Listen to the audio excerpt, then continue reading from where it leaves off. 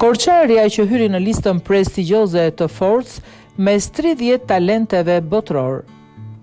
Joella Bame, studiuesja e re nga Korça, shpallur nga revista prestigjioze Forbes si një nga 30 të rinjt nën 30 vjeç me ndikim të jashtëzakonshëm në nivel botror, një vlerësim që e vendos mes emrave më premtues në fushën e shkencës dhe mjekësisë. Prej disa vitesh, Korçarja jeton dhe punon mes Amerikës dhe Anglisë, ku është e angazhuar në kërkime shkencore me fokus rigjenerimin e trurit dhe mekanizmat që ndikojnë në plakjen e tij.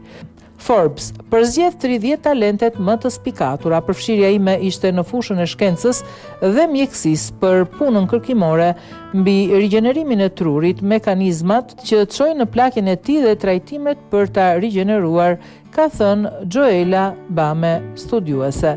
Përfshirja në këtë listë është një arritje e rrallë për shqiptarët, sidomos në fushën e shkencës, dhe për këtë arsye Joella e konsideron një moment krenarie personale dhe kombëtare. Është një sukses i madh. Shqipëria njihet në botë për artin, por më pak për shkencën.